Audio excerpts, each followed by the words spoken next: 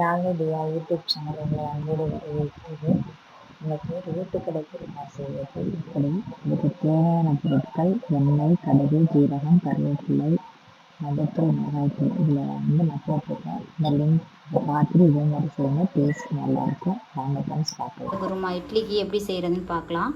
தாளிக்கிறதுக்கு சோம்பு, கல்பாசி, கிராம்பு, அன்னாசிப்பூ, கொஞ்சம் வெங்காயம், சின்ன வெங்காயம், தக்காளி. இப்போ மிக்சியில் ஓட்டிக்கிறதுக்கு தக்காளி 3 எடுத்துக்கிட்டேன். ஒன்று வந்து தாளிக்கிறதுக்கு வச்சுக்கிட்டேன். 2 தக்காளி மிக்சியில் ரஃப்பாக அரிஞ்சிக்கிட்டேன்.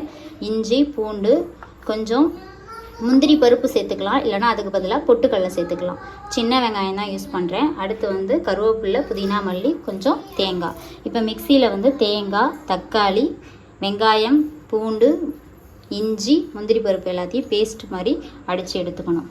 இப்போ தாளிக்கிறதுக்கு நல்லெண்ணெய் ஊற்றியாச்சு. அடுத்து தாளிக்கிறதுக்கு நம்ம இந்த பட்டை கிராம்பெலாம் எடுத்து வச்சுருக்கோம்ல, அதை போடணும். இப்போ பட்டை கிராம்பு எல்லாத்தையும் போட்டாச்சு. இப்போ வெங்காயம், தக்காளி, வெங்காயத்தை போட்டு பொண்ணு வறுவலாக வதக்கணும். குக்கரில் தான் தாளித்து விட போகிறோம்.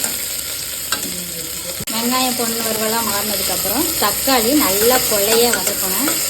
நல்லா கொலைய வதக்கிறதுக்கு ஈஸி மெத்தட் என்னன்னா, கல் உப்பு சேர்த்து வதக்கும் போது சீக்கிரம் அது நல்லா வதங்கி நமக்கு குழஞ்சி வந்துடும். மஞ்சத்தூள் சேர்க்கணும். நம்ம இந்த பேஸ்ட் அரைக்கும் போதே பச்சை மிளகாய் சேர்க்குறோம் சேர்த்துக்கலாம். நான் பச்சை மிளகாய் யூஸ் பண்ணாதனால மிளகாத்தூள் வந்து கொஞ்சம் கூட போட்டிருக்கேன். புதினா, மல்லியை போட்டு சேர்த்து வதக்கணும். கடைசியாக போடுறதுக்கு கொஞ்சம் புதினாவும் மல்லியும் வச்சுருக்கேன். சேர்த்து வதக்கும் போது தான் அந்த ஃப்ளேவர் எசன்ஸ் எல்லாம் நமக்கு நல்லா இறங்கி டேஸ்ட்டாக இருக்கும். அதையும் போட்டு பேஸ்ட் நல்லா நைஸாக அரைச்சிக்கணும். அடித்த பேஸ்ட்டை இப்போ குக்கரில் அந்த வெங்காயம், தக்காளி, மஞ்சத்தூள், மிளகாத்தூளோடு சேர்த்து நம்ம பச்சை வாசனை போகிற அளவுக்கு நல்லா வதக்கணும். இது மாதிரி நீங்கள் செஞ்சு பாருங்கள். டெய்லி சட்னி, சாம்பார் அது மாதிரி சாப்பிட்றதுக்கு இது மாதிரி ஒரு நாள் செஞ்சு பாருங்கள். பச்சை வாசனையெல்லாம் கொஞ்சம் போயிடுச்சு.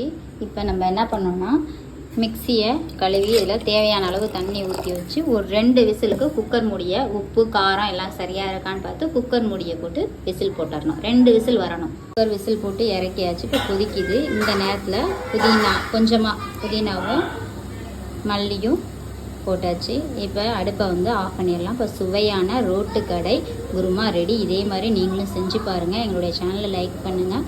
ஃபஸ்ட் டைம் பார்க்குறதா இருந்தால் சப்ஸ்கிரைப் பண்ணுங்கள். எங்களுக்கு சப்போர்ட் பண்ணுங்கள். நானும் உங்களுக்கு வந்து சப்போர்ட் பண்ணுவேன். Thank you viewers. குக்கரில் 2 விசில் விட்டு எடுத்தாச்சு.